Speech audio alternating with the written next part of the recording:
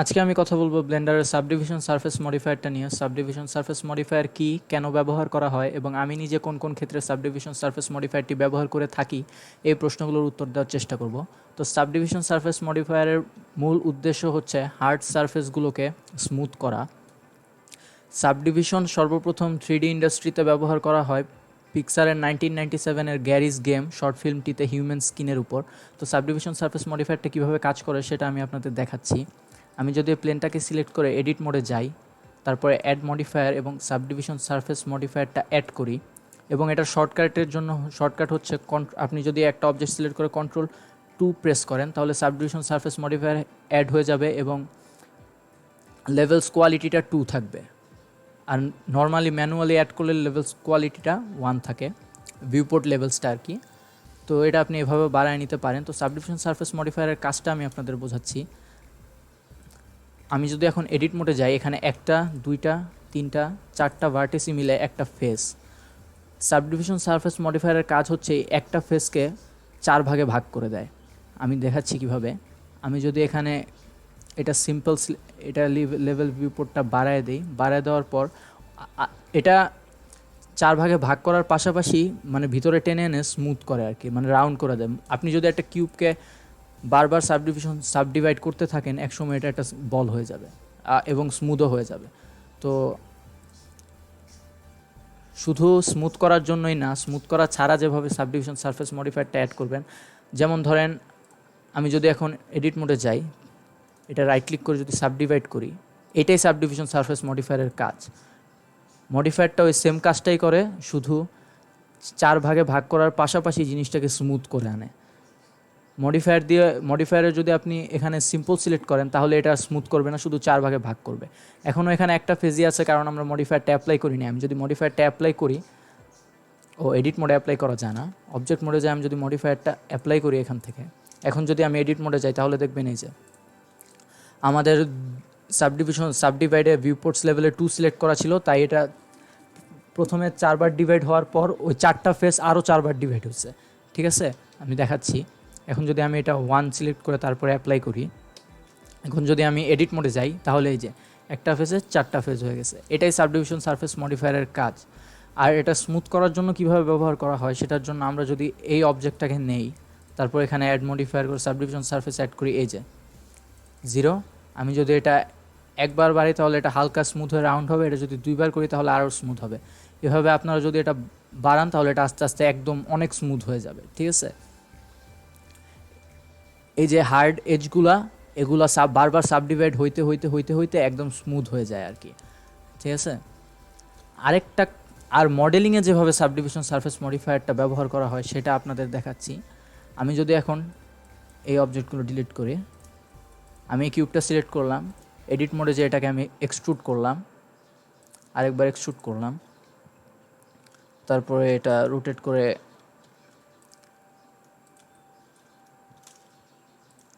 এভাবে কতক্ষণ এক্সট্রুড করার পর আমি আপনাদের দেখাচ্ছি সাবডিভিশন সারফেস মডিফায়ারটা আসলে মডেলিংয়ে কীভাবে কাজ করে আর কেন ব্যবহার করা হয়।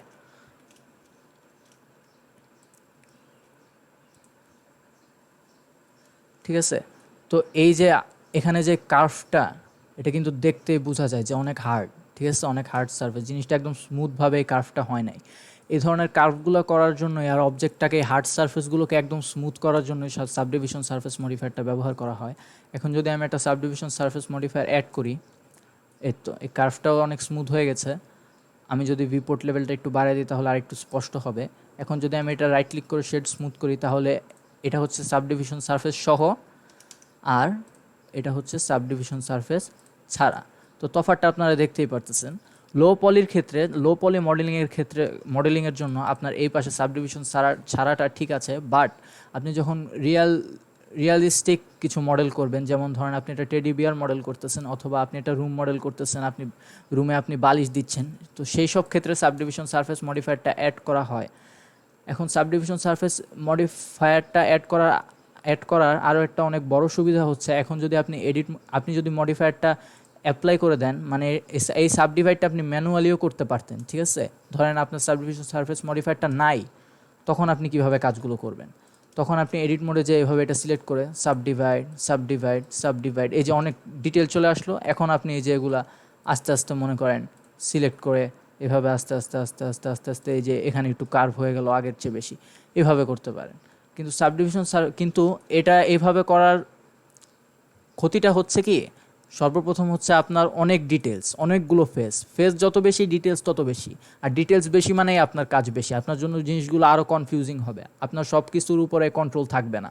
ঠিক আছে, সাবডিভিশন সারফেস এজন্যই ব্যবহার করা হয়, কারণ সাবডিভিশন সারফেস মডিফায়ারটা অ্যাড করার পর আগের মতোই আপনার কাজটা হবে।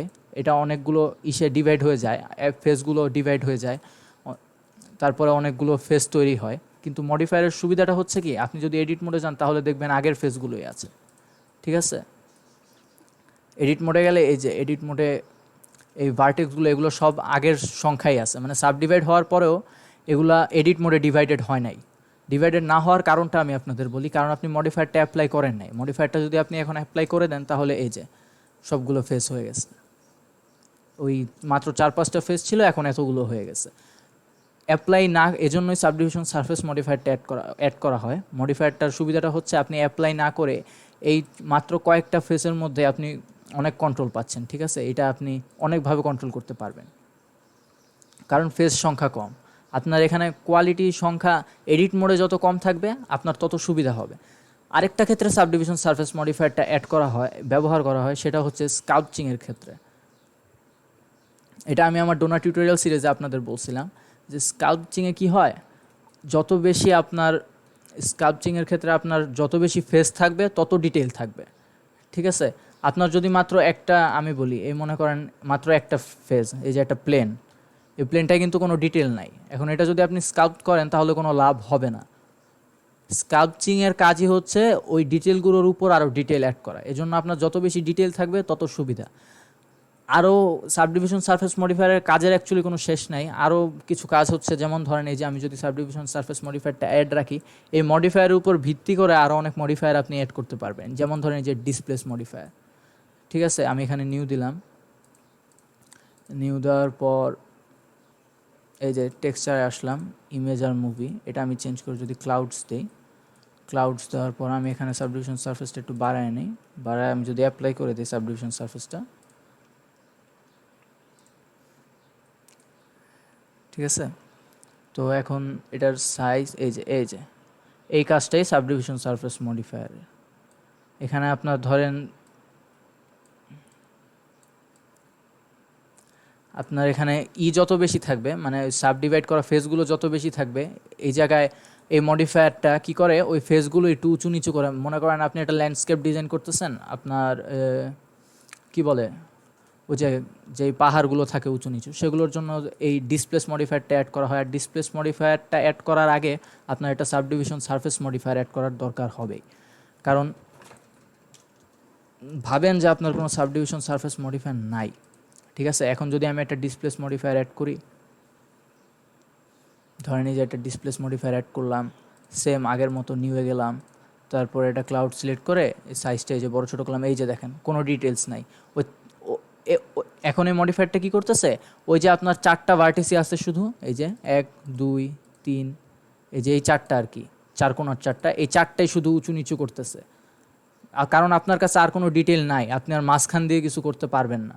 এখন যদি আমি এখানে একটা এই মডিফায়ারটার উপর একটা সাবডিভিশন সারফেস মডিফায়ার অ্যাড করি, এটা সিম্পল রাখি, সিম্পল রেখে এই মডিফায়ারটা মুভ টু ফার্স্ট দিয়ে দিই, তারপরে এখানে কোয়ালিটিটা বাড়াই। এখানে এই যে যত বেশি কোয়ালিটি দিব তত দেখেন এই জিনিসটা, ওই মডিফায়ারটা তত বেশি ডিটেল আপনাকে দিবে।